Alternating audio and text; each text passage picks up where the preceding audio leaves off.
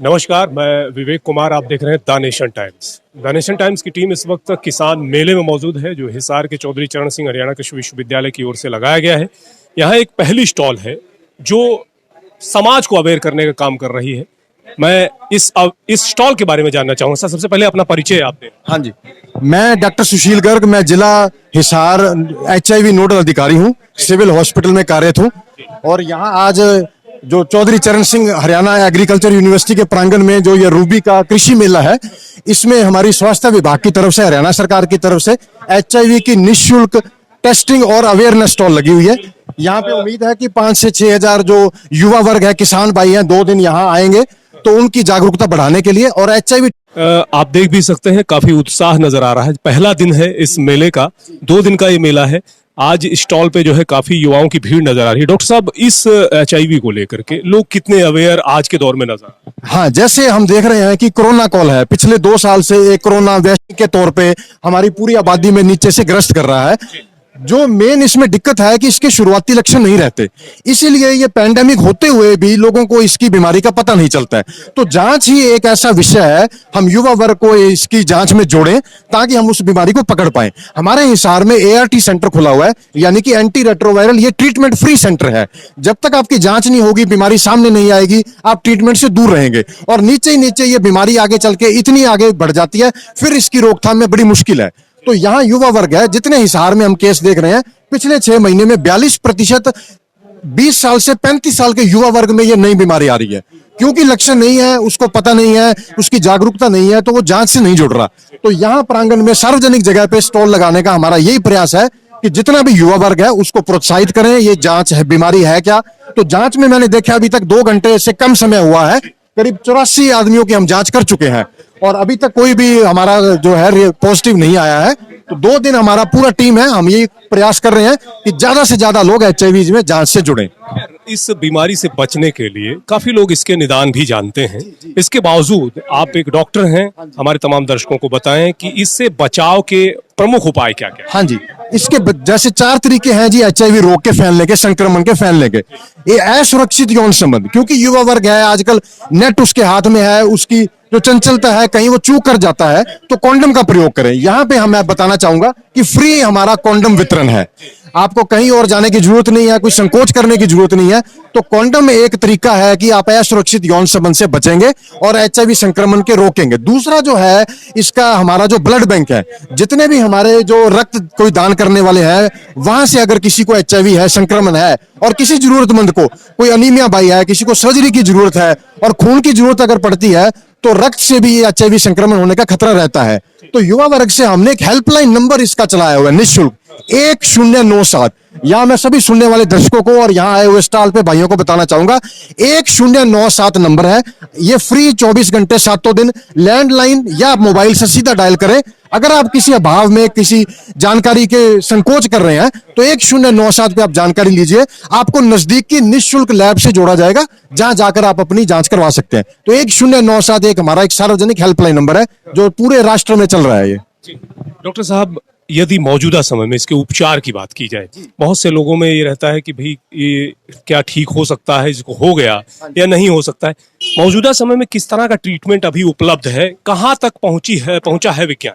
ये बड़ा अच्छा सवाल है आपका। देखिए, अगर जड़ से बात करें तो जड़ वाला इलाज तो नहीं है, लेकिन जो ट्रीटमेंट ART सेंटर मैंने बताया, ये हमारे हिसार सिविल हॉस्पिटल में 1 अप्रैल 2021 से माननीय हमारे स्वास्थ्य मंत्री श्री अनिल विज ने इसका उद्घाटन किया था। और पिछले 3 महीनों से जितने भी मेरे जिला में रजिस्टर्ड मरीज हैं, उन सबका निःशुल्क तरीके से दवाई चल रही है। आपको कहीं भी कोई हेल्थ इंश्योरेंस लेने की जरूरत नहीं है।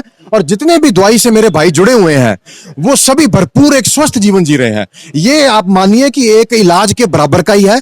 जरूरत यह है कि आप जांच में सामने आइए और लगातार प्रतिदिन आप दवाइयां हमारे साथ लेते रहेंगे, तो आप भरपूर जीवन जी सकते हैं बगैर कोई अन्य लक्षण के। तो एड्स जो है वो 10 साल के बाद, HIV संक्रमण के बाद एड्स की बीमारी आती है। अगर आप मेरी ART ट्रीटमेंट से जुड़े रहेंगे तो हम एड्स को तो दूर कर देते हैं।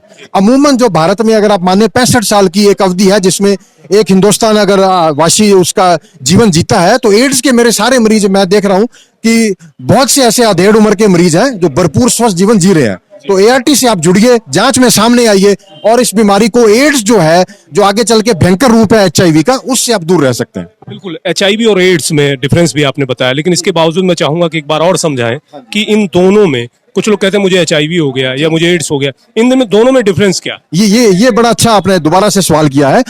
अमूमन जो लोगों को जागरूकता नहीं है, वो एचआईवी और एड्स को सिक्के के एक ही पहलू गिनते हैं। एचआईवी हो गया तो वो समझते हैं कि ये तो एक तरह की एक मौत को दावत देने की वाली बात है। ऐसा नहीं है। अगर मान लीजिए जैसे हम यहाँ जांच कर रहे हैं, अगर कोई भाई ये जांच में पॉजिटिव आता है, जिसको लेबोरेटरी की भाषा में रिएक्टिव बोलते हैं, उसको बिल्कुल घबराने की जरूरत नहीं है। एड्स तो हुआ ही नहीं है, खाली लैब ने उसके रक्त में पाए जाने वाले विषाणु की पुष्टि की है। तो एचआईवी एक वायरस है और एड्स एक रोग है। और आप अगर जांच में सामने आते हैं, आप ट्रीटमेंट से जुड़ते हैं, तो आप रोग को दूर रख सकते हैं।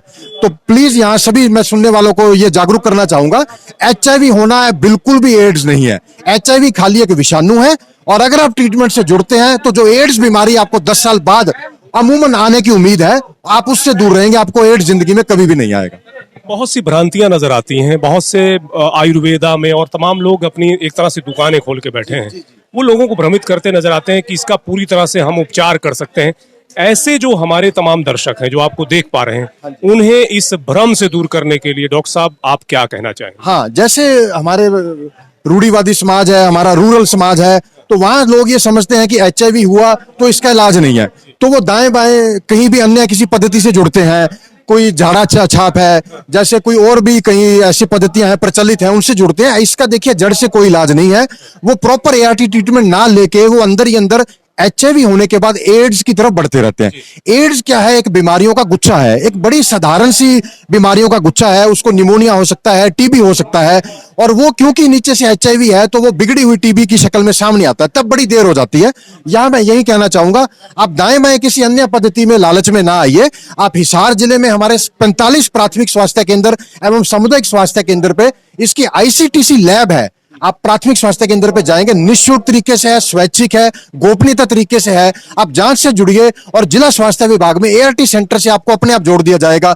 यहां मैं और बताना चाहूंगा, पिछले 1 अप्रैल 2021 से सरकार ने जितने भी मेरे एचआईवी पंजीकृत भाई हैं जो ट्रीटमेंट से जुड़े हुए हैं, उनको एक फाइनेंशियल असिस्टेंस के रूप में, एक भत्ते के रूप में 2250 रुपए का भत्ता भी प्रावधान दिया जा रहा है अपनी खुराक के लिए। तो एक प्रोत्साहन है, ये फायदा भी है आपका। तो जितने भी मेरा युवा वर्ग हैं, आप अपने प्राथमिक स्वास्थ्य केंद्र गांव में आईसीटीसी लैब में पहुंचिए, जांच में जुड़िए और जल्दी से जल्दी ट्रीटमेंट के साथ जुड़िए। बिल्कुल, बहुत बहुत शुक्रिया डॉक्टर साहब। जी, शुक्रिया शुक्रिया। तो देखा आपने कि यदि आपके पास जानकारी का अभाव होता है, तभी आप तमाम तरह की परेशानियों में घिरते चले जाते हैं। एचआईवी और एड्स, इसके बारे में आपको सही तरीके से जानकारी भी हो गई होगी। यदि आपको ऐसा लगता है कि इस तरह की बीमारी से आप संक्रमित हैं, तो आप स्थानीय स्वास्थ्य केंद्र में जाएं, सिविल हॉस्पिटल में जाएं, वहां प्रॉपर ट्रीटमेंट लें। तब आप इस बीमारी से न केवल लड़ सकते हैं, बल्कि एक खुशहाल जीवन भी जी सकते हैं। बहुत बहुत शुक्रिया आप तमाम दोस्तों को हमसे जुड़ने के लिए। इस वीडियो को लगातार शेयर करते रहिए ताकि ज्यादा से ज्यादा जानकारियां तमाम लोगों तक पहुंचती रहें।